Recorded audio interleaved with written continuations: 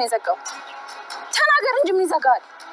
ብሌን ለምን እኔ ላይ እንደዚህ እንደምትሆኝ እሱ ላይ ለምን እንደጋት ነው? ትናንት እኮ ጓደኞቹ ልኩ ሊያስገድለኝ ነበር። አንቺ እኔ ሁሌ ውሸታም አድርገሽ ነው የምታይ። እሱን እያወቅሁ ግን መልሼ ለአንቺ እነግርሻለሁ። አንድ ቀን እውነቱን ስታውቂ ምን ያህል እንደሚጸጽት ስታውቂ ታሳዝኛለሽ። አትዋሽ እባክህ ውሸታም። ዳግም እንደዚህ አይነት ነገር አያደርግም። እኔ አልዋሸሁም። ትናንትና ወደ ቤት ልገባ ስል ሁለት ሰዎች ተከትለው ያጠቁኝ ሞከሩ። አንደኛው እንደውም አቤል ነው። አዎ እንደዛ ነገር ነው ስሙ። አቤል ያልከኝ? አዎ ስልክን የተቀበለኝ ያንተን ስልክ ለመውሰድ ነው ማለት ነው?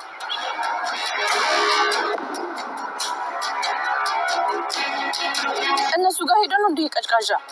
አዎ ይሄን ሄዶ ለምን ታረፈላችሁ ይላል። ብሌን በዚህ ነገር ላይ እጅ ስላለበት በጣም ገርሞኛል። ሳሚ አንድ ነገር ብቻ ላስረዳ። ዳግም ስለዚህ ነገር ምንም አያውቅም። ጓደኞቹ ናቸው እኮ። ዳግም ነው ቀርበሽ ያደረገልሽ? አዎ እንደምንፋቀር እኮ ነግሬኝ ነበር። ሳሚ ቀለበቱን የብሌን እጅ ላይ እንግዲህ ዳጊ አድርጎላት ሲያይ እጅጉን በጣም ልቡ ተሰበረ። ሳሚ ብሌንን በጣም ይወዳታል። ብሌን የኔ ብቻ ነው ልትሆን የምትችለው ብሎ ከዚህ በፊትም እንግዲህ ወይ የኔ ትሆናለች ወይ ደግሞ ለማናችንም ልትሆን አትችልም ብሎ ለዳጊ በስነ ስርዓት አድርጎ አስጠንቅቆ ነግሮታል። በዛሬው ዕለት ቀን ግን እንግዲህ ብሌን እጅ ላይ ቀለበት ሲያይ ይህንን ቀለበት ያደረገልሽ ዳጊ ነው ብሎ ሲጠይቃት አዎ እንደምንዋደድ እኮ ነግሬህ ነበር አለችው። እጅጉን በጣም ተናደደ። ቅስሙ ስብር ብሎ ምንም አይነት መልስ ሳይሰጣት ጥሏት ነበረ። ለመውደቅም እየተንቀጠቀጠ ብቻ ግን ጉዞውን ቀጥሏል ማለት ነው። በጣም ያሳዝናል። ሰላም ጤና ይስጥልኝ ውድና የተከበራችሁ አድማጭ ተመልካች ቤተሰብ እንደምን አላችሁ? ባላችሁበት ሰላማችሁ ብዝት ይበልልኝ። ለዚህ ቻናል አዲስ ሲሆናችሁ ቻናሉን ሰብስክራይብ በማድረግ ቤተሰብ ይሁኑ። ነባሮችን ላይክ ሼር አትርሱ ማለት ነው። በጣም በሚያሳዝን ሁኔታ እንግዲህ ሳሚ ዳግምን ሰው ልኮ አስደብድቦኝ ነው ይሄ ፈሪ ብሎ እንግዲህ ዳግም ያለበትን ቦታ አፈላልጎ ሂዶ አንተ ፈሪ በማለትም እንግዲህ የተለመደውን ድብዳቤ ለመፍጠር እየሞከረ ባለበት ታይም እባክህ ሳሚ እኔ መጣላት አልፈልግም እባክህን እያለ እንግዲህ ዳጊ እየተማጸነው ባለበት ታይም ሳሚ አንተ ውሸታም አንተ ፈሪ እንዴት ሰው ትልክብኛለህ? አንተማ ወንድ አይደለክም እያለ እንግዲህ ሰው ከምትልክብኝ አንተ ለምን መተክኔን አትገጥመኝም ቢለውም እባክህን እኔ ማንንም አላኩብህም ምን ለማለት ፈልገህ ነው? ስለምን ጉዳይ ነው የምታወራው? እያለ ዳግም እንግዲህ ሳሚን ቢያናግረውም እናም እንግዲህ ሰው ተልኮበትና በሰው እንደተደበደበ ይሄንንም ደግሞ ልታደርግ የምትችለው አንተ ነክ በማለትም ከዚህ በኋላ እንግዲህ ምንም የሚያጣላንም የሚያጨቃጭቀንም ነገር አይኖርም። ስለዚህ አንዳችን በህይወት ማለፍ አለብን በማለትም እንግዲህ ሳሚ ውሳኔ ወስኖ ዛሬ እገልሃለሁ በማለትም ነበረ እንግዲህ ወስኖ መደባደብን የሞከረው ማለት ነው። እናም እንግዲህ በጣም በሚገርም ሁኔታ እንግዲህ ጥሩ ሰዓት ላይ ነበረ ብሌን የደረሰችው። ሳሚ ዳግምን ለመደብደብ እንግዲህ ጉሮሮውን ይዞት ባለበት ታይም አንድ ሁለት ጊዜ እንግዲህ ምት ከሰጠው በኋላ ሊደጋግመው ሲል ሳሚ አቁም እረፍ ብያሃለው አለችው። ብሌን ተከሰተች። ብሌን እንግዲህ የተከሰተችው የሰላም ነገር እጅጉን በጣም አሳስቧት እስከ ዛሬ እንግዲህ ምንም መስሏት የማይታየው ነገር ጥሩ መስመርና ጥሩ ነገር ልታስብ ሞክራለች። እሱም ምንድነው የአልማዝ ነገር ሰላሟን ስለነሳት አልማዝ በህይወት አለች ወይንስ የለችም የሚለውን ነገር ከእናቷ ጋር ተደዋውለው የአልማዝ እህት ስልክ ቁጥር እኔ ጋር አለልሽና በዛ መንገድ ያው ደውለን ማጣራት እንችላለን ተባብለው ከእናቷ ጋር ወደ እናቷ ቤት ጉዞ እያደረገች ባለበት ታይም ነው መንገድ ላይ ሳሚና ዳግም ትንቅንቅ እንግዲህ ተያይዘው ያገኘቻቸው። እናም ጥሩ ሰዓት ስለደረሰች እንግዲህ ዳግምን አትርፈዋለች ማለት ነው። ዳግምን በጣም ተናደደ። ይህ ስራ የአቤል መሆን አለበት ሲል አዎ መሪያቸው አቤል ይባላል በማለትም ነበረ ሳሚ ለዳግም ነገረው። ምን ሆነህ ነው? ለምንድን ነው እረፍ ብዬህ አልነበረም ወይ? ለምንድን ነው ዳግምን የምትመታው ስትልም ብሌን እኔ ለአንቺ ብዬ ብዙ ጊዜ ትቼው ነበረ፣ ነገር ግን ሰው ልኮ አስደበደበኝ ትላንት አለ። አንተ ውሸታም ነህ ዝም በልሽ ብላ እንግዲህ ሳሚን ወረደችበት ብሌን። አንቺ እውነቱን ብነግርሽ መቼም አታምኝም። እኔም አልናገርምልና ለምን እንደሆን ባላቅም መጥቼ እነግርሻለሁ። ነገር ግን አንቺ ያውነሽ የሆነ ታይም ግን እውነታው ሊገባሽ ይችላል። አንድ አቤል በሚባል ሰው እንግዲህ ዳጊ ወደ እነሱ ዳጊ አቤል የሚባለውን ሰው እንግዲህ ወደ ሳሚ ልኮ የመደብደብ ሙከራ እንደተደረገበት ይነግራታል። ለካ አቤል ስልክን ከኔ ስልክ ወስዶ ነው ማለት ነው በማለትም ይህንን ጉዳይ አንቺም ጠንቅቀሽ ስለምታውቂ የዚህ የጉዳዩ ተባባሪ ስለሆንሽ በጣም አመሰግናለሁ ብሎ አይኗንና እጇን በሚያይበት ሰዓት ቀለበቱን እንግዲህ ከጣቷ ውስጥ አጥልቃው እያብረቀረቀ ያያል። ይሄን ቀለበት ያደረገልሽ ዳጊ ነው ብሎ ሲጠይቃት፣ አዎ ዳጊን ያደረገልኝ እንደሚያደርግልኝ እንደምንዋደድና እንደምንፋቀር ነግሬክ የለ እንዴ አለችው። በጣም ደነገጠ፣ ተንቀጠቀጠ፣ ሊወርቅም አለ። ሳሚ ደህና ነህ ብትለውም ምንም ምላሽ ሳይሰጣት እሱ ጉዞውን እንግዲህ ወደፊት ቀጥሏል።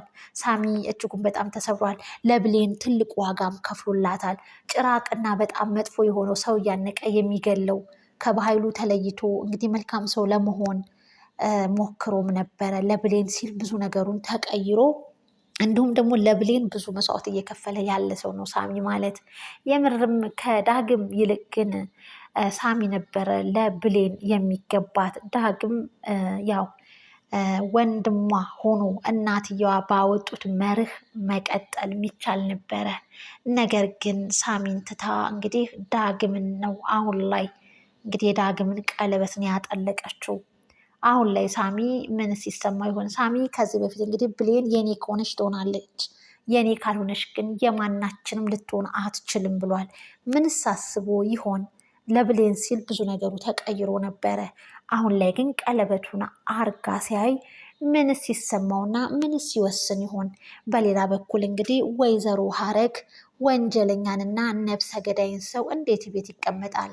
ለፖሊስ ተጠቁማ እንግዲህ የስራዋን ማግኘት አለባት በማለት ስልክ ለመደወል እንግዲህ ጆሮዋ ላይ ካዘጋጀች በኋላ ደውላ ቃል እባክሽን ለኔ ብላ ነው እና አልማዝ የምትባለው ሰው እኔን ስትመታኝ እናቴ ደግሞ ለኔ ብላ ነው ልጄን ልትመቻት ነው ልትገያት ነው እንደ ብላ ትንቅንቅ በፈጠሩበት ሰዓት ምን እንደሆን ግርግዳ አጋይቷት ነው ራሷን ስታ የሞተችው።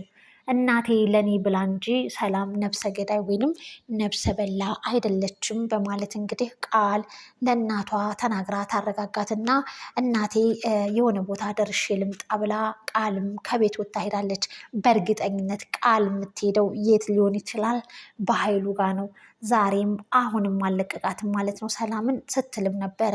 በኃይሉ እንግዲህ የአልማዝ ነገር አይታወቅምና ስለዚህ አልማዝ ከመቀደሟ በፊት እኛ ሰላምን በዛም በዚህም ብለን የምንፈልገውን ነገር መውሰድና መሰብሰብ አለብን በማለትም ነበር እንግዲህ ግቢዋ ላይ አልማዝን የገደልሽ ሰላም ነብሰ በላንሽ አንቺ ሰው ገዳይንሽ ብለው እንግዲህ በቀይ ከለር ነበረ በቀይ ቀለም ነበር ተጽፎ ያገኘችው። ያንንም አይታ ጉዱኛለው እያለች እንግዲህ ጭንቅላቷን ይዛ ስታለቅስ የነበረው ሰላምዬ አሁን እንግዲህ እንደምታዩት እጅጉን በጣም እያሰበችም ደንግጣም ተክዛም ከራሷ ጋር አይደለችም እና እየተንቀጠቀጠችም ትገኛለች። ይህንን እንግዲህ እየተመላከተቻት ያለችው ሀረግ እሷ ለኔ ልጅ ብላ ለካ እንዴት ብዬ ነው አሳልፌ ለፖሊስ የምሰጣት እንደው የሚጸጽተኝን ነገር ሰርቼም አድርጌም ነበር እያለች እንግዲህ ወደ ፖሊሶቹ ባለመደወላ በጣም ደስ ብሏታል። ነገር ግን ሰላምዬን በሚያሳዝን ሁኔታ እየተመለከተቻትም እንግዲህ ተመልክተናል። ሀረግ እጅጉን በጣም ንጹሕና ፍቱን ሀቀኛ ሰው ናት። ለዛም ነበረ እየገደለ ሰው ያው በስራው ልክ እንግዲህ ቅጣቱን ማግኘት አለበት፣ ቤት መቀመጥ የለባትም ብላ ነበር። ነገር ግን ለእኔ ብላ ነው ሆን ብላ አይደለም የገደለቻት በማለትም እንግዲህ ቃል ነገሩን እንዲህ አድርጋ ባታብራራላትም አልማዝ አልሞተችም ለእሷ ይምሰል ነው ብላ ያው በይፋ ባትናገርም ነገር ግን እሷ እንዳልገደለቻት በቃ አደጋ ነገር እንደሆነም ለእናቷ ነግራታለች ማለት ነው። እንግዲህ ሀረግም ተረጋግታለች። ነገር ግን ሰላምዬ ያለችበት ሁኔታ በጣም ያሳዝናል።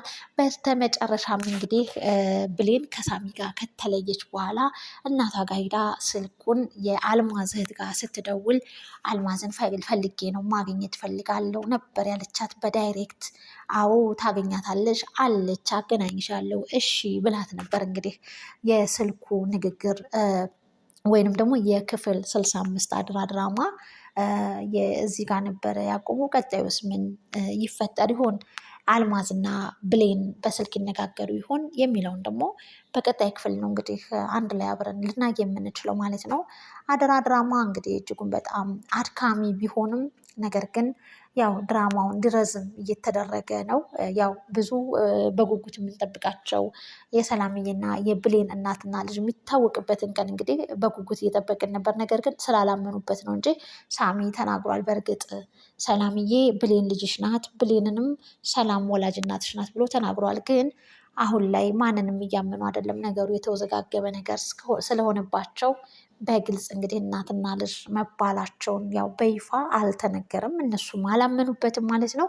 እኛም ይህ ቀን ነበር የሚናፍቀን። ነገር ግን አሁን ላይ ሳሚ እጅጉን በጣም ልቡ ተሰብሮ መቆም መንቀሳቀስም እስኪያቅተው ድረስ እንግዲህ በጣም ደንግጦ ቀለበቱን የብሌን እጅ ላይ እያንጸባረቀ ሲመለከተው ቅስሙ ተሰብሮ እንግዲህ ከአጠገቧ እንግዲህ ርቆ ሂዷል ማለት ነው።